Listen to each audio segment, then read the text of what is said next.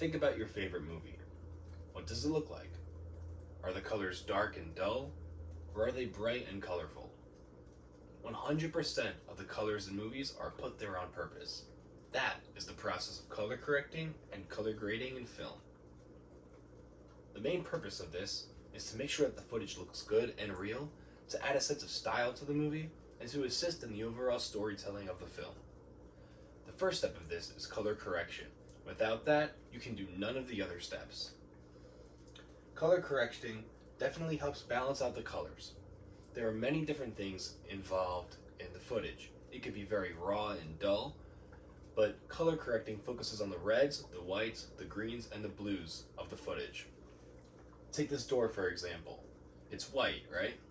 Well, in many footage, it will look a little bit red, a little bit blue. It will always have a color leaning a certain way if you're not lucky. But with color correction, you can adjust those until it gets that white. It also deals with the lights and darks of the video. So you need to make sure that when you adjust it, it doesn't go too dark and it doesn't go too light. So say it's a little bit too red, instead of just taking the red all the way down or putting the blue and green all the way up, you would do a little bit of the red down and raise the blue and green a little bit so that it perfectly balances out and it keeps the door looking white. It also looks very professional, as everyone who makes videos does it this way, and it always works out very well and keeps it looking clean. On top of that, it helps each shot flow into the next. So no matter where you shoot, when you shoot, what the lighting is, what the setting is, it all looks like it belongs in the same movie. A good way to describe this is that it's restoring your hair to its natural color. That's a good way to explain it. And just like that, color grading is referred to as the hair dye. It's not necessary, but it definitely adds some fun to it. Color grading is the process of choosing a certain color to put your video to. It's a very creative choice. It's not mandatory, but it's definitely with some liberties. Many directors do this.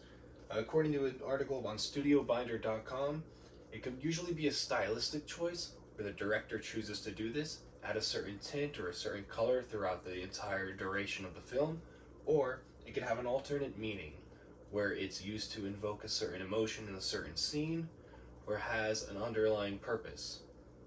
An example of that would be, according to an article I read on Screen Rant, the first Twilight movie focuses on a lot of cool colors like blues and greens to focus on the vampire's cool nature and cold blood, or lack thereof, and it emphasizes their pale skin with this color.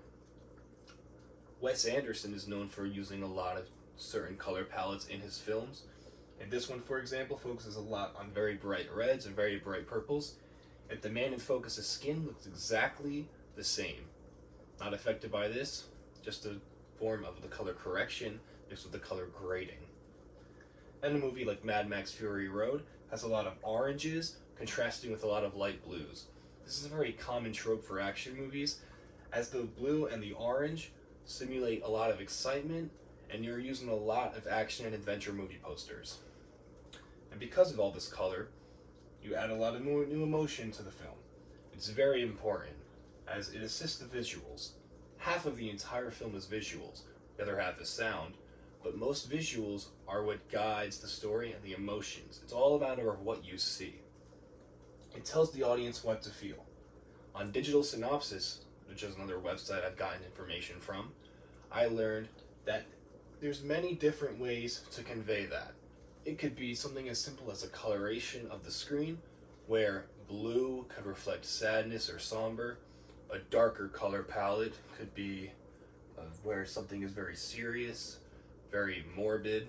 Bright could be very lighthearted, maybe even a daydream. Red could be dangerous, angry, or lustful. And every single color has a certain purpose, because it's all a matter of what emotion is assigned to that in your brain. It also creates a very unique experience for the film, as you're able to identify the movie through the colors. You can tell what the movie looked like, what it made you feel, and because of that, it's all very important to the whole movie-going experience. And in conclusion, the color plays a major part in all of filmmaking. As I said before, it's half of the entire film. There's a lot that goes into that.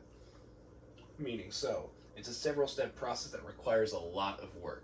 There are hundreds upon thousands of shots in every single movie, and they have hundreds upon thousands of workers for every single movie. Many of those are in that department where you adjust the colors, adjust the emotions, and make sure that everything is used to bring out the director's vision. And I would like for you to take from this, I'd like for you to use this information in your daily life.